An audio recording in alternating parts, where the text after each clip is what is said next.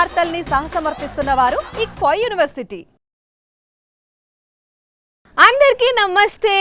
ఇక్ఫా university సహసమర్పించిన garam garam వార్తలకి స్వాగతం. చలో ఇయాల కూడా మీకోసం చాలా వార్తలు పట్టుకొచ్చినాం. ముందుగల హెడ్లైన్స్.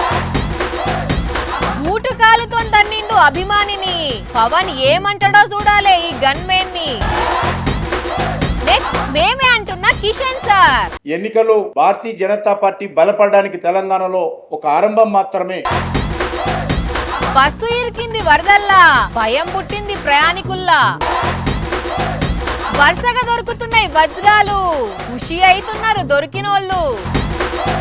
డాన్స్ తో దుమ్ము రేపిన టీచర్, ఆ స్టెప్పులు మాత్రం సూపర్. పవన్ వెంటనే ఉన్నారు, ఆయన అభిమానులు ఓట్లేసి గెలిపించుకున్నారు. దీనికి వాళ్ళ రుణం తీర్చుకోలేనిది అనుకోవాలి. పవన్ అయినా ఆయన కోసం పనిచేసేటోళ్ళైనా. కానీ అదే గిడో కాడ పవన్ గన్మెన్ ఏం చేసిండో చూస్తే పవన్ అభిమానులే కాదు మీరు కూడా మస్తు కోపం చేస్తారు. చూసిన అనుల్లా పవన్ కళ్యాణ్ గన్మెను పవన్ అభిమానిని బూటు కాలుతో ఎట్లా దానుతున్నాడో. పవన్ గెలిచిండని సంబరం కొద్ది దగ్గరకు వస్తే ఇగో ఇట్లా దూరం జరిపేదందుకు ఏకంగా బూటు కాలుతోనే దాన్నిండు. సరే చాలా మంది దగ్గరకు వస్తే కంట్రోల్ చేసుడు ఇబ్బంది అవుతుంది కావచ్చు, కానీ ఎంతైనా ఇట్లా బూటుతోందంటారా, చేతులతో ఆపచ్చు కదా.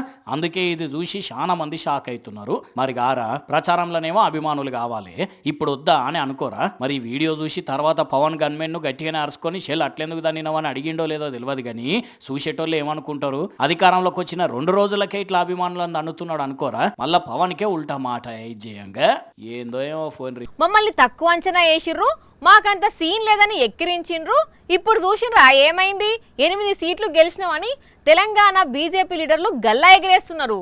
అప్పుడే ఏమైంది, ముందు ముందు అసలు సినిమా ఏందో చూపిస్తామని సవాల్ చేసిర్రు. ఇన్కమింగ్ సీఎం కు అవుట్ గోయింగ్ సీఎం లకు కూడా వార్తలు పెట్టాం అని అంటున్నాడు కిషన్ రెడ్డి సారు షురూ చేయండి. ఎన్నికల్లో భారతీయ జనతా పార్టీ బలపడడానికి తెలంగాణలో ఒక ఆరంభం మాత్రమే. సరే గాని ఈ ఎన్నికలల్లా మీ పర్ఫార్మెన్స్ గురించి చెప్పుర్రి. మేము 8 సీట్లలో గెలిచాము, మరి మిగతా సీట్లు ఎందుకు పోయినాయి? మరొక 6-7 సీట్లలో సెకండ్ ప్లేస్ లో వచ్చాము. ఏకు మేకైనట్టు బీఆర్ఎస్ ను వెనుకకు నూకేసి కాంగ్రెస్ కు గట్టి పోటీనే ఇచ్చిర్రు కదా. ముఖ్యమంత్రి గారి అసెంబ్లీ కొడంగల్ ఉన్నటువంటి పార్లమెంట్ కాన్స్టిట్యున్సీని కూడా ఈరోజు భారతీయ జనతా పార్టీ గెలుచుకోవడం జరిగింది. అట్లనా?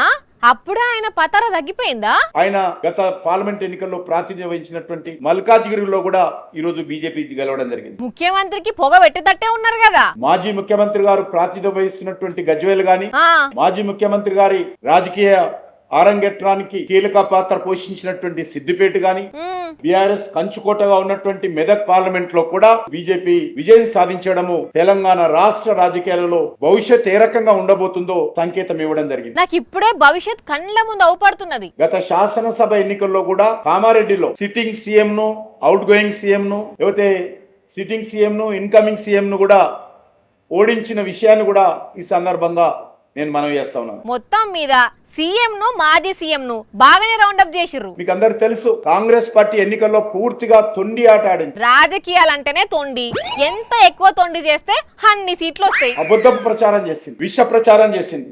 మీరేమైనా తక్కువ తిన్నారా ఏంది? భారతీయ జనతా పార్టీ తెలంగాణ రాష్ట్రంలో ఒక ప్రత్యామ్నాయ శక్తిగా ఎదగడం కోసము పూర్తి స్థాయిలో మేము పనిచేస్తామని సందర్భంగా మనం చేస్తున్నాం. సరే ఇక ఆ పనిలు ఉండుండ్రి.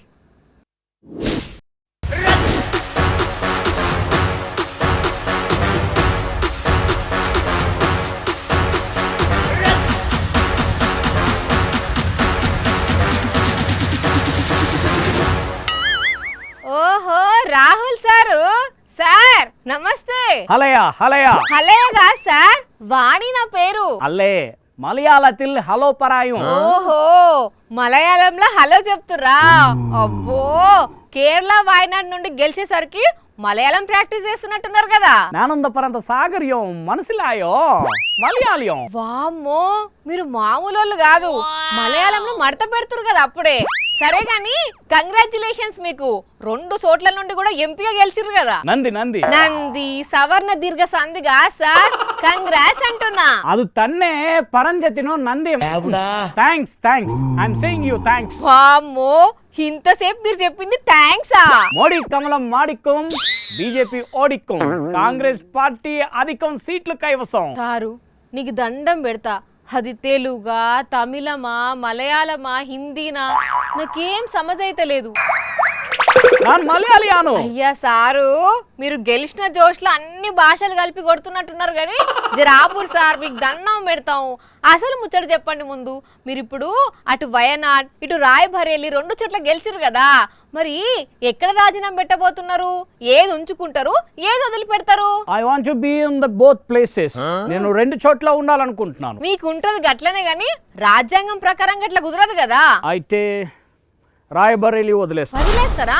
అంటే మళ్ళా ఉప ఎన్నిక ఉంటది, మరి అప్పుడు ఎవరు పోటీ చేస్తారు అక్కడ నుండి? My sister Priyanka Gandhi will contest from the same place. Wayanad Mera, Rae Bareli sister గా. ఓహో, పెద్ద స్కెచ్చే. కానీ మీరు ఇట్లా గెలిచిన జాగా వదిలేసి పోతామంటే రాయబరేలి పబ్లిక్ గుస్సగారా సార్? మరి ఆ ప్లేస్ నుండి మా చెల్లి గెలిచిన మేము గెలిచినట్టు కదా. కరెక్టే గాని ఇన్ని రోజులు మీకు యూపీలో సీట్లు లేకనే అధికారానికి దూరం అవుతుంది. ఇప్పుడు అంతో ఇంతో సీట్లు వచ్చిన అక్కడనే మీరు ఉంటే బెటర్ ఏమో కదా, అంటే నా డౌట్ అది. ప్రజాతంత్ర మే డౌట్స్ క్లియర్ కర్నా రాజనీతి హే పూచో. రాయబరేలి ఓటర్లు మిమ్మల్ని చూసి మీరేదో మంచి చేస్తారని ఓట్లేసి గెలిపించారు కదా, మరి అక్కడ రాజీనామా చేస్తే వాళ్ళను మోసం చేసినట్టు కదా. దట్ ఈస్ ప్రజాతంత్రం. ప్రజాతంత్రం మే సబ్ కుచ్ చలేగా. ఏమో సార్, మీ లెక్కలేందో మీ రాజకీయం ఏందో మీకే తెలుసు కానీ. సరే మరి ఉంటాం ఇక. ఖతం, Tata, by by. By by sir. కానీ మొత్తానికైతే కాంగ్రెస్ కి 1000 ఏనుగుల బలం వచ్చినట్టు అయింది ఈ ఎలక్షన్లతోటి. సినిమా కష్టాలు అని అంటారు చూడు, అగో హేమక్క పరిస్థితి కూడా గట్లనే ఉన్నదుల్లా. సినిమాల హీరో నెత్తి మీద ఒక విగ్గు, మూతి మీద మీసాలు అంటించుకొని చెంపకు ఒక పెద్ద పులిపిరి పెట్టుకుంటే వీళ్ళని అస్సలు గుర్తుపట్టరు. అగో అట్లనే హేమక్క కూడా అందరినీ బురిడి కొట్టియాలని ప్లాన్ వేసి లాస్ట్కు అడ్డంగా బుక్ అయింది. లాస్ట్కు ఆమెను మా అసోసియేషన్ నుంచి కూడా ఎల్లగొట్టే కాడికొచ్చింది ముచ్చట. ఆ దిక్కుమాలిన రేవు పార్టీ ఏందో గాని హేమక్కకు సినిమా చూపిస్తున్నారు బెంగళూరు పోలీసులు. రేవు పార్టీలో హేమక్క కూడా ఉన్నదని తెలియంగానే నాకేం తెలియదు, నేను ఎక్కడికి పోలే, మంచిగా హైదరాబాద్ లోనే ఒక ఫామ్ హౌస్ లో ఎంజాయ్ చేస్తున్నా, చిల్ అవుతున్నా అనుకుంటా ఒక చెట్టు ముందు నిల్చొని వీడియో తీపించుకున్నది. తర్వాత ఇంటికి పోయి బిర్యానీ వండింది, మామిడికాయ పచ్చడి పెట్టింది. అయినా బెంగళూరు పోలీసులు హేమక్క ఇల్లు దేవులాడుకుంటూ వచ్చి తీసుకుపోయి అన్ని టెస్టులు చేపిస్తే అందులో పాజిటివ్ అని వచ్చిందట. దాంతో ఆమెను అరెస్ట్ చేసిండ్రు. మూలిగేనక్క మీద తాటికాయ పడ్డట్టు పోలీసులు అరెస్ట్ చేసిన హేమక్కను సస్పెండ్ చేస్తున్నామని మూవీ ఆర్టిస్ట్ అసోసియేషన్ అధ్యక్షుడు మంచు విష్ణు చెప్పిండు. పోలీసులు ఇచ్చిన రిపోర్టుల్లో హేమక్క డ్రగ్స్ తీసుకున్నట్టు నిర్ధారణ అయింది కాబట్టి ఆమెను సస్పెండ్ చేస్తున్నాం అన్నాడు. ఈ రేవు పార్టీ ఏంది, ఈ డ్రగ్స్ ఏంది, దీని మీద వెంటనే వివరణ ఇవ్వమని హేమకు నోటీస్ ఇచ్చినా కూడా ఆమె స్పందించకపోవడంతోనే ఈ నిర్ణయం తీసుకున్నామని మా అసోసియేషన్ నుంచి ఆమె మెంబర్షిప్ కూడా రద్దు చేసినామని చెప్పుకొచ్చిండు విష్ణు. పోలీసులు క్లీన్ చిట్ ఇచ్చేదాకా హేమక్క మీద సస్పెన్షన్ కొనసాగుతుందని స్పష్టం చేసిండు. మరి రేవు పార్టీలు ఏందో, ఆ డ్రగ్స్ ఏందో, తాగి ఊగుడేందో ఇప్పుడు చూడండి, ఉన్న ఇజ్జత్ అంతా కిచిడి అయిపోయానా. ఓ రామక్క, లక్ష్మక్క రాన్రే, వజ్రాలు దొరుకుతున్నాయట. ఓ పద్మదినా రారా, అక్కడ వజ్రాలు దొరుకుతున్నాయట, మనం కూడా ఎన్నికలాడుకుందాం. ఓ రామన్న, రంగన్న మీరు కూడా రండ్రి, వజ్రాలు దొరుకుతున్నాయట. ఒక్కటి దొరికితే పండుగ చేసుకోవచ్చు. ఓ వార్తలు చూస్తున్నోళ్ళు మీరు కూడా వజ్రాలు ఏరుకుంటారా? అయితే చలో కర్నూలు. కండ్లకు భూతద్దాలు పెట్టుకున్నట్టు భూమంతా క్షుణ్ణంగా పరిశీలిస్తున్న వీళ్ళంతా వజ్రాల కోసం చూస్తున్నోళ్ళే.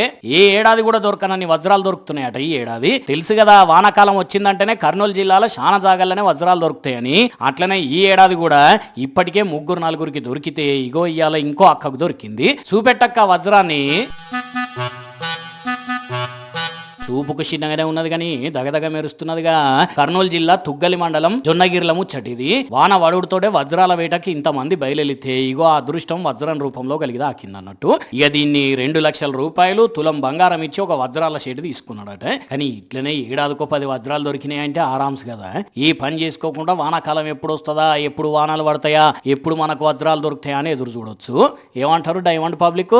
ఏం వెదరో ఏం కథనో అస్సలు అర్థమైతలేదు. పోండ్రుల్లా పొద్దుటిలో ఆఫీస్కి వచ్చేటప్పుడు ఎండ కొడుతున్నది, మధ్యాహ్నం మబ్బుల పడుతున్నది, తీరా ఇంటికి పోయేటప్పుడు వర్షం పడుతున్నది, మళ్ళా తెల్లారే పొద్దున్న ఆఫీస్కి వచ్చేటప్పుడు వర్షం పడుతున్నది, సాయంత్రం పోయేటప్పుడు గాలి దుమ్ములు వస్తున్నాయి, కానీ వాన మాత్రం గుమ్ముతున్నది. అందుకే చాలా దిక్కుల పరిస్థితులు ఎట్లున్నాయంటే బాప్రే, ముందు నీళ్లు వెనక నీళ్లు మొత్తం బస్సును రౌండప్ చేసి కన్ఫ్యూజ్ చేసినాయి. వరద నీళ్ళు ఎక్కువైతున్నాయి, కొట్టుకుపోతుందా ఏంది? జనాలు గిట్లా ఉన్నారా అంటే ఏం లేరు. అందరు బయటకు దిగిండ్రు, ప్రాణాలు కాపాడుకున్నారు. నంద్యాల జిల్లా బనగానపల్లి నియోజకవర్గంలో సంజాముల వాగు పొంగి పొర్లుతుంటే తెల్లవారుజామున డ్రైవర్ అన్న అట్లనే ఓనిచ్చేసరికి సడన్ గా వరద ఉధృతి పెరిగితే గింత కథ అయింది. అదృష్టం మంచిగా ఉండి ఆ టయానికి వాన గిట్ల లేకుండేసరికి అందరూ సాఫీగా దిగడంతో ఊపిరి పీల్చుకున్నారు. ఇది నుంచితే హైదరాబాద్ లో వాన కుమ్ముడు గుమ్ముతే ట్రాఫిక్ లో జనాలు సుక్కలంటే సుక్కలు చూసిర్రుల్లా. జూబ్లీ హిల్స్, బంజారా హిల్స్, ఎల్బీ నగర్, కోటి, పటాన్చెరు ప్రాంతంతో పాటు చాలా దిక్కుల వాన దంచుతే రోడ్లన్నీ చెరువులైనాయి. కొన్ని దిక్కుల గాలి తుమ్ముకు స్తంభాలు ఊలిపోయినాయి. తెలంగాణ, ఆంధ్రలో కూడా చాలా దిక్కుల ఈదురుగాళ్లతోని వాన ఈడ్చి కొడితే జనాలు ఇబ్బంది పడ్డారు. కానీ జూన్ మొదటి వారంలోనే ఈ తీరుగా వానలు పడుతున్నాయి అంటే ముందు ముందు ఎట్లుంటుందో పరిస్థితి చూడాలి.